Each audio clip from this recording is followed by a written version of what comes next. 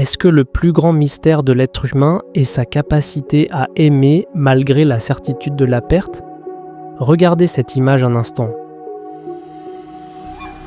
Cette femme tient la main d'un homme qu'elle aime, et pourtant, au moment où cette photo a été prise, il n'était déjà plus là. Ce qui me frappe dans cette scène, ce n'est pas seulement la tristesse qu'elle dégage, c'est ce qu'elle révèle sur chacun d'entre nous. Parce qu'au fond, nous savons tous comment cette histoire se termine. Nous savons que les personnes que nous aimons ne resteront pas éternellement. Nous savons que les moments les plus précieux finissent par devenir des souvenirs. Nous savons que tout ce qui entre dans notre vie est, d'une manière ou d'une autre, destiné à la quitter. Et pourtant, cela ne nous empêche jamais de recommencer. Nous continuons à aimer, à nous attacher, à construire notre bonheur autour de choses que nous savons fragiles. Et parfois, je me demande si le véritable paradoxe de la condition humaine ne se trouve pas là. Pourquoi des êtres conscients de l'impermanence de toute chose continuent-ils à vivre comme si certaines choses pouvaient durer pour toujours ? Pourquoi acceptons-nous volontairement une souffrance future simplement pour avoir le droit de vivre un amour, une amitié ou un instant de bonheur aujourd'hui ? C'est cette contradiction fascinante que j'aimerais observer avec vous.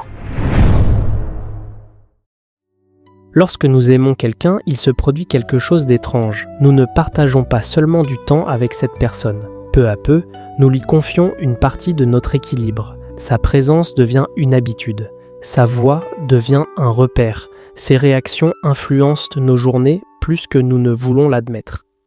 Et sans même nous en rendre compte, nous commençons à construire une partie de notre monde intérieur autour de quelqu'un que nous ne contrôlons pas. C'est peut-être là l'un des paris les plus risqués de l'existence.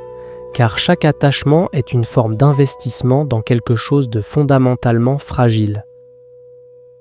Lorsque nous tombons amoureux, lorsque nous créons une amitié profonde ou lorsque nous fondons une famille, nous agissons comme si certaines choses allaient durer. Pas éternellement, mais suffisamment longtemps pour que nous arrêtions d'y penser. Nous faisons tous cela, et peut-être que nous sommes obligés de le faire.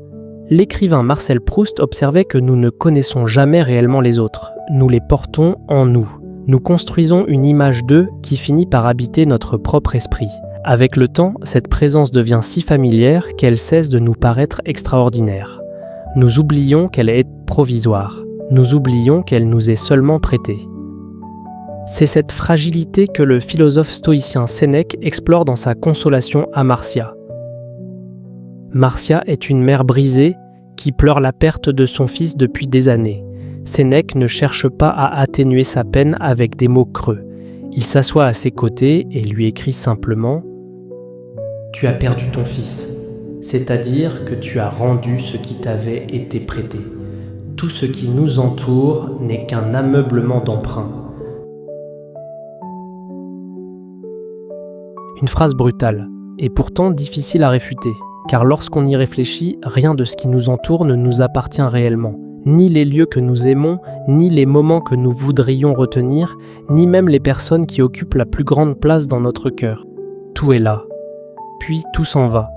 Et ce qui me frappe, ce n'est pas cette vérité. Nous la connaissons déjà. Ce qui me frappe, c'est notre capacité à vivre comme si nous l'avions oubliée. Lorsque nous regardons la personne que nous aimons, une partie de nous sait parfaitement que cette histoire a une fin. Elle l'a toujours su. Mais nous détournons le regard, non pas parce que nous sommes naïfs, peut-être simplement parce qu'aucun être humain ne pourrait aimer pleinement s'il pensait chaque jour à ce qu'il risque de perdre. Nous avons besoin d'oublier la fragilité des choses pour pouvoir nous y attacher. Et c'est peut-être à cet endroit précis que commence notre paradoxe. Pendant quelques instants, j'aimerais que nous mettions de côté les philosophes, les livres et les théories, parce qu'il existe certaines vérités que l'on ne comprend pas avec la raison. On les comprend uniquement lorsqu'on les ressent.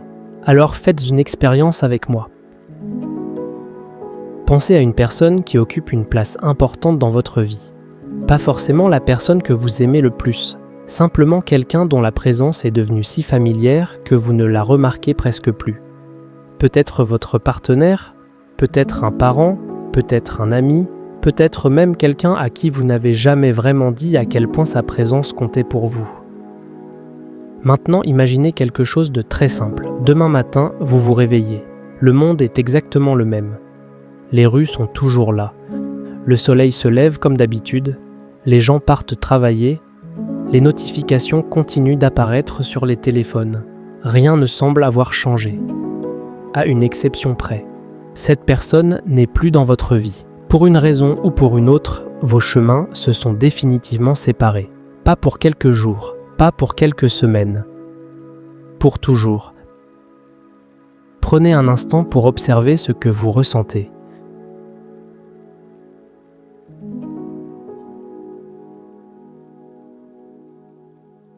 Peut-être cette envie presque immédiate de repousser cette idée et de passer à autre chose. Et c'est précisément cela qui est intéressant. Parce que nous venons de toucher quelque chose que nous essayons habituellement d'éviter. Comme si certains liens échappaient aux règles qui gouvernent pourtant toute chose. Comme si le changement concernait les autres. Comme si la perte était toujours une histoire qui arrive ailleurs. Pourtant, une simple pensée suffit parfois à faire vaciller cette illusion. Pourquoi ? Parce qu'au fond de nous, nous savons que chaque rencontre porte déjà en elle la possibilité d'une séparation.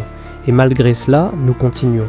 C'est peut-être là que se cache l'un des plus grands paradoxes de la condition humaine. Nous confions nos joies, nos habitudes, nos souvenirs et parfois même notre identité à des êtres dont nous ne contrôlons ni le destin ni la durée de présence dans notre existence. Et plus le lien est précieux, plus le risque est grand. Ce qui signifie que les plus belles choses de notre vie sont souvent aussi les plus dangereuses émotionnellement. Mais ce qui me fascine, c'est que cette vérité ne nous arrête jamais. Aucun être humain ne regarde un enfant en se disant qu'il ne faut pas l'aimer parce qu'un jour il souffrira. Aucun amoureux ne renonce à aimer simplement parce qu'il sait qu'un jour viendra peut-être la séparation. Aucun ami sincère ne refuse l'attachement sous prétexte qu'il pourrait un jour connaître l'absence.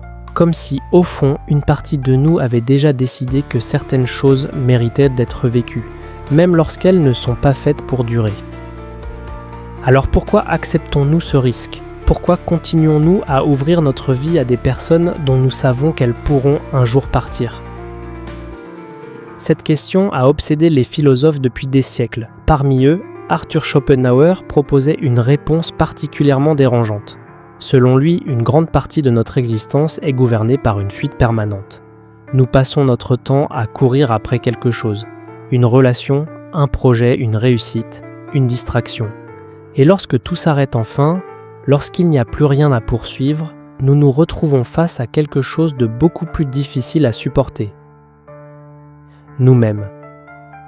Schopenhauer pensait que l'être humain oscille sans cesse entre le manque et l'ennui. Entre le désir de posséder ce qu'il n'a pas encore et le vide qui apparaît lorsqu'il n'a plus rien à désirer. Et parfois, je me demande s'il n'avait pas aperçu quelque chose d'essentiel. Car regardons honnêtement nos habitudes. Combien de personnes sont réellement à l'aise avec le silence, avec une soirée entière sans téléphone, sans musique, sans conversation, sans distraction ? Pourquoi ressentons-nous si souvent le besoin de remplir chaque espace vide de notre existence ? Peut-être parce que le silence a une étrange propriété. Il nous oblige à nous rencontrer, et cette rencontre n'est pas toujours confortable. Alors nous cherchons des présences, des conversations, des habitudes, des relations, non pas parce que tout attachement est une fuite, ce serait absurde, mais peut-être parce qu'une partie de nous espère trouver dans l'autre quelque chose qui nous manque. Une stabilité, une direction, un sentiment d'appartenance. Comme si la présence d'un autre être humain rendait notre propre existence un peu plus facile à porter. Et c'est peut-être pour cette raison que certaines séparations nous bouleversent autant. Nous ne perdons pas seulement une personne, nous perdons aussi une version de nous-mêmes qui existait à travers elle. Nous perdons des habitudes, des projets, une manière particulière d'habiter le monde. Et soudain, nous nous retrouvons seuls face à une question que nous avions peut-être repoussée pendant des années. Qui sommes-nous lorsque plus personne n'est là pour nous définir ? Cette question est inconfortable, mais elle est peut-être au cœur de tout ce que nous cherchons à comprendre. Après tout ce que nous venons d'observer, une question demeure. Si l'attachement nous rend vulnérables, pourquoi continuons-nous à nous attacher ? Friedrich Nietzsche proposait une idée que je trouve fascinante. Dans Le Gai Savoir, il évoque une idée qu'il nomme amor fati, l'amour du destin. Ils ne cherchaient pas à supprimer la souffrance de l'existence. Ils se demandaient plutôt si nous étions capables d'accepter la vie dans sa totalité, pas seulement ce qui nous réjouit, mais aussi ce qui nous blesse. Peut-être que la véritable question n'est pas de savoir comment éviter la perte. Peut-être que la question est de savoir si certaines choses valent la peine d'être vécues, même lorsqu'elles ne sont pas faites pour durer. Alors, à la fin de tout cela, une question demeure. Qu'est-ce qu'on est censé faire avec cette prise de conscience ? Faut-il changer notre manière d'aimer ? Faut-il apprendre à moins ressentir ? Faut-il devenir plus solide, plus détaché, plus prudent ? Je n'ai pas la réponse. Et je crois même que chercher une réponse définitive serait peut-être passer à côté du sujet. Parce que certaines vérités ne servent pas à être résolues. Elles servent simplement à être regardées, à être portées, à être comprises, sans forcément être transformées en règles de vie. Alors je vais m'arrêter ici, non pas parce que tout est clair, mais parce qu'à un moment, il faut laisser le silence faire son travail. Si cette réflexion a résonné en vous, vous pouvez vous abonner, pas pour recevoir une réponse, mais pour continuer à explorer ensemble ce genre de questions.